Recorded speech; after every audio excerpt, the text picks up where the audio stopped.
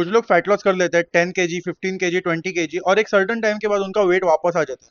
तो आज हम लोग बात करने वाले हैं कि ये जो रीगेन हो जाता है वेट फैट लॉस करने के बाद उसका रीजन क्या है और उसको कैसे अवॉइड कर सकते हैं। गुड मॉर्निंग गाइस, स्वागत है आपका और एक नए वीडियो में। यह है वीक 5। तो आज है हमारा लेग्स है और हम लोग फिर से एक बार ट्राई करने वाले हैं आज स्क्वाट्स और डेडलिफ्ट करने के लिए। बट उससे पहले हमें हिप मोबिलिटी की एक्सरसाइज करनी पड़ेगी, क्योंकि मेरा जो लेफ्ट लेग है उसका जो हिप है उसका स्टेबिलिटी और स्ट्रेंथ का इशू है। That is the big reason कि हमारा जो बैक है वो पेन करते रहता है। तो पहले हम स्टेबिलिटी की एक्सरसाइज करेंगे, स्ट्रेंथ की एक्सरसाइज करेंगे और उसके बाद हम लोग स्क्वाट और डेडलिफ्ट करने वाले हैं। तो लेट्स सी कि आज का सेशन कैसे जाता है। ऑलमोस्ट एक 5 वीक के बाद मैं स्क्वाट्स और डेडलिफ्ट करने वाला हूँ। तो लेट्स सी।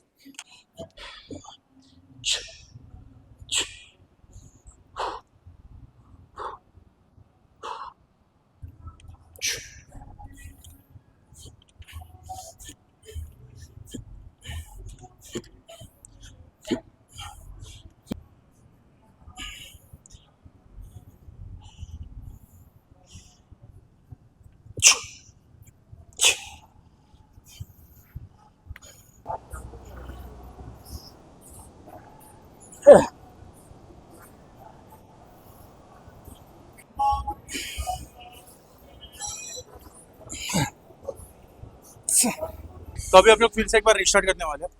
इसके वजह से हम लोग कोई भी हेवी वेट नहीं लेंगे, बेसिक ठीक करेंगे। हमारा 30 kg का वेट लिया मैंने, बेसिक्स करेक्ट करके फिर हम लोग प्रोग्रेस करेंगे।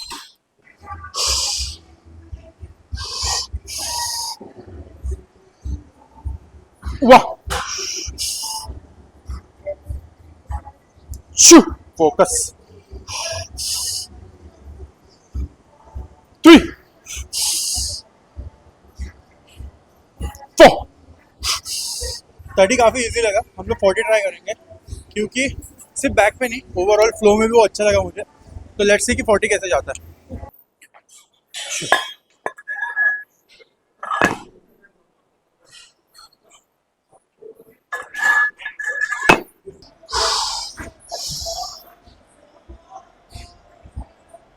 वाह,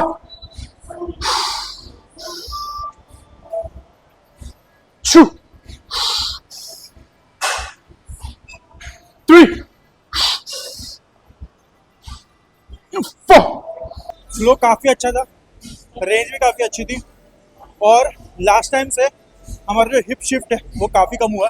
अभी भी बहुत ज़्यादा मोबिलिटी करने की ज़रूरत है, बट पिछले टाइम से बहुत ही बढ़िया इंप्रूवमेंट है ये।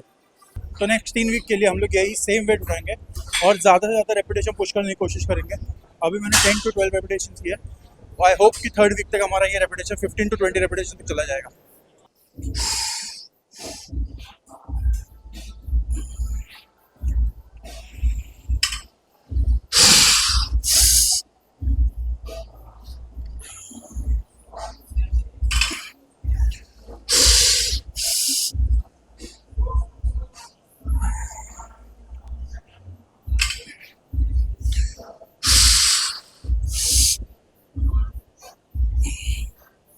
डेडलिफ्ट एंड स्क्वाट काफ़ी अच्छी तरीके से गए। हम लोग दोनों चीज़ों को अभी बिगिनर की तरह ट्रेन करने वाले हैं। स्क्वाट डेडलिफ्ट के साथ साथ हम लोग जो भी लोअर बैक की स्ट्रेंथनिंग की एक्सरसाइज करते थे वो भी हम लोग कंटिन्यू रखने वाले हैं। नेक्स्ट 3 वीक में हम देखेंगे कि हमारा हिप शिफ्ट कितना बंद हुआ है और हम लोग डेडलिफ्ट में कितना अच्छी तरीके से प्रोग्रेशन कर पाते हैं।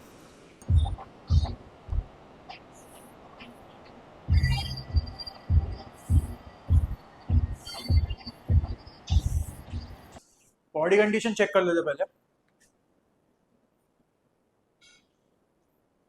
यहाँ पे थोड़ा डेवलपमेंट लग रहा है।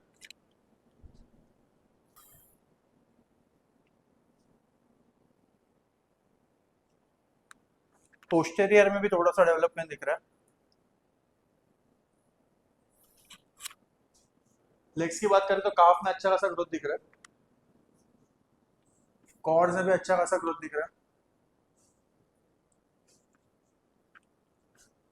ये वाले कॉर्ड को टाइम लगेगा।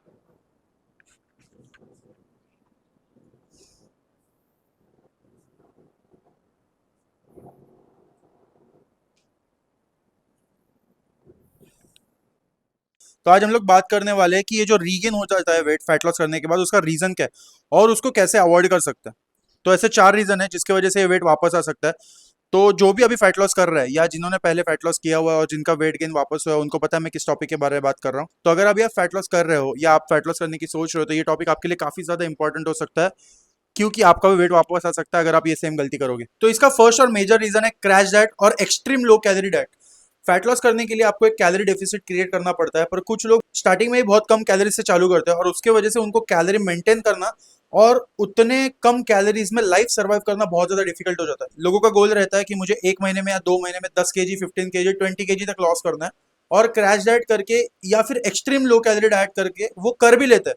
बट इससे प्रॉब्लम यह है कि आप इतने लो कैलोरीज में सर्वाइव नहीं कर सकते। कुछ लोग 600 कैलोरी, 800 कैलोरी, 1000 कैलोरीज तक का डाइट रख लेते हैं, पर इतने कम कैलोरीज में आपको लाइफ टाइम सर्वाइव करना काफी ज्यादा डिफिकल्ट है, क्योंकि आप कुछ भी लाइफ एंजॉय नहीं कर पाओगे फिर 1000 कैलोरीज तक रखोगे तो। क्रैश डाइट आप में से बहुत लोगों को पता रहेगा। क्रैश डाइट एक ऐसी चीज है कि जो लोग खाना ही छोड़ देते हैं या फिर इतना कम खा, या सिर्फ फ्रूट्स खाएंगे, दिन में 1 या 2 फ्रूट खाएंगे, या फिर एक ही मील लेंगे दिन भर में, तो ये हेल्दी नहीं है। अगर आप फैट लॉस कर रहे हो तो हमेशा ये चीज ध्यान में रखो कि मुझे हेल्दी वे में फैट लॉस करना है। फैट लॉस के बाद कोई इंटरनल प्रॉब्लम या कोई बॉडी प्रॉब्लम ना चालू हो जाए फैट लॉस करने के बाद, तो हमेशा ये चीज ध्यान में रखनी है। और फैट लॉस हमेशा हेल्दी वे में करना है, फिट होने के लिए करना है। जो भी फैट लॉस कर रहे हैं उनको एक चीज समझनी चाहिए कि फैट लॉस में डाइट और वर्कआउट से भी ज्यादा इंपॉर्टेंट चीज जो है वो है पेशेंस। तो अगर आप शॉर्ट टर्म में ज्यादा वेट लॉस करने की कोशिश कर रहे हो या फिर सोच रहे हो, तो आपके बॉडी के लिए वो हेल्दी नहीं है और आप वो लाइफ टाइम के लिए फॉलो नहीं कर पाओगे। सेकेंड रीजन है फैट लॉस को लाइफस्टाइल चेंज के बजाय एक शॉर्ट टर्म गोल की तरह ट्रीट करना।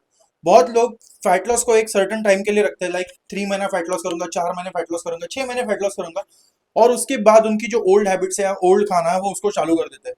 तो अगर आप ओल्ड हैबिट्स पे वापस जाओगे तो आपका ओल्ड वेट वापस भी आएगा, उससे ज्यादा भी वापस आएगा, क्योंकि आपने बॉडी को स्टार्व किया है और अभी जब आप उसको फूड दे रहे हो तो वो सबसे पहले फैट में स्टोर करेगी। तो अगर आप ये कर रहे हो गलती, तो प्लीज अवॉइड कीजिए। फैट लॉस या फिर मसल गेन एक लाइफस्टाइल चेंज से ही होगा। आपको हमेशा लाइफस्टाइल चेंज पे फोकस करना है, ना कि किसी शॉर्ट टर्म गोल की तरफ कि 6 महीने फैट लॉस करना है, 3 महीने फैट लॉस करना है। फैट लॉस और मसल गेन एक लाइफस्टाइल चेंज है। थर्ड रीजन है वर्कआउट बंद कर देना। बहुत से लोग फैट लॉस हो जाने के बाद जिम बंद कर देते हैं और सोचते हैं कि अब मैं सिर्फ वॉक करके या रन करके मेरा जो ये वेट है वो मेंटेन कर दूंगा। सी, एक्सेसिव कार्डियो हमेशा आपका मसल लॉस करता है। जितना आपकी बॉडी मसल लॉस करेगी उतना ही आपके लिए डिफिकल्ट हो जाएगा बाद में वेट लॉस करना। हमारी बॉडी में सिर्फ मसल एक एक्टिव चीज है, रेस्टिंग में भी कैलोरीज कंज्यूम करते रहते हैं। तो अगर आपकी बॉडी से मसल लॉस होगा तो आपको बहुत ज्यादा डिफिकल्ट होगा उसके बाद मेटाबॉलिज्म को हाई करना और एक वेट लॉस अचीव करना। तो अगर आप ये गलती कर रहे हो कि 3 महीने जिम जाऊंगा, वेट लॉस हो जाएगा, उसके बाद से वॉकिंग करूंगा या फिर रनिंग करूंगा, तो ये बहुत ही ज्यादा अनहेल्दी है। आप रनर्स को भी देख लोगे तो वो भी जिम में जाके ट्रेन करते हैं। आप जितना ज्यादा मसल ट्रेन करोगे, जितना ज्यादा मसल ब्रेकडाउन होगा, जितना आप अच्छा प्रोटीन इंटेक लोगे, आपकी बॉडी मसल मेंटेन रखेगी और मसल के वजह से ही आपका फैट लॉस होगा, क्योंकि आपका मेटाबॉलिज्म हमेशा चालू रहेगा। तो अगर आप ये सोच रहे हो कि मैं 3 महीने वेट लॉस करूंगा और फिर वॉक करूंगा, बहुत गलत चीज है, प्लीज अवॉइड कीजिए। Last but not the list, emotional eating. हर एक इंसान के लाइफ में अभी किसी ना किसी चीज का स्ट्रेस है। किसी को फैमिली का स्ट्रेस है, किसी को जॉब का स्ट्रेस है, किसी को फाइनेंशियल स्ट्रेस है, किसी को स्टडीज का स्ट्रेस है। स्ट्रेस को अवॉइड करना या फिर स्ट्रेस से बाहर निकल जाना कंप्लीटली अभी इम्पॉसिबल है, क्योंकि जिस टाइम लाइन में हम लोग जी रहे हैं ये बहुत ज्यादा फास्ट टाइम लाइन है। तो अगर आप पीछे रह जाओगे तो पीछे ही रह जाओगे। तो हर एक इंसान को किसी ना किसी चीज का स्ट्रेस है, बट अगर उस स्ट्रेस को कोप अप करने के लिए आप किसी फूड पे जाओगे, आप कंफर्ट फूड पे जाओगे, तो वो आपके लिए बाद में बहुत ज्यादा डिफिकल्ट हो जाएगा, क्योंकि हर बार स्ट्रेस आते ही आपको कंफर्ट फूड लगेगा शांत होने के लिए। तो अगर आप स्ट्रेस में हो या किसी भी चीज की वजह से आप स्ट्रेस आ रहा है, तो कोई और चीज ढूंढो वो स्ट्रेस से बाहर निकलने के लिए, लाइक वॉकिंग, म्यूजिक सुनना, किसी हॉबी को फॉलो करना, या फिर कोई स्पोर्ट्स खेलना, जिसके वजह से आप उस स्ट्रेस से डिस्ट्रैक्ट होके अपने बॉडी के रिदम को वापस ला पाओगे। Emotional eating and stress eating ये भी एक बहुत बड़ा रीजन है लोगों का वेट लॉस के बाद वेट वापस आना।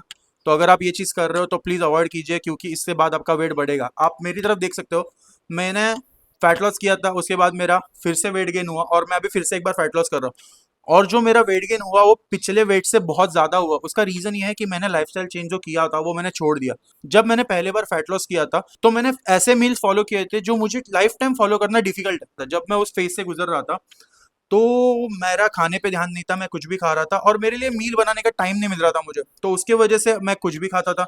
अगर आप फैट लॉस में हो तो एक चीज का ध्यान रखिए कि आप हमेशा ऐसे मील और ऐसे लाइफस्टाइल और ऐसे मील्स बनाइए जो कि आप लाइफ टाइम फॉलो कर सकते हो, जो कि आप लाइफ टाइम बना सकते हो, जो कि आप लाइफ टाइम खा सकते हो। उसके वजह से आपको एक फायदा होगा कि जिंदगी में कुछ भी हो जाए आपके पास उतना टाइम रहेगा कि मैं ये मील बना के खा सकता हूँ और आपके हेल्थ पे अफेक्ट नहीं होगा, क्योंकि अगर जान है तो जहान है।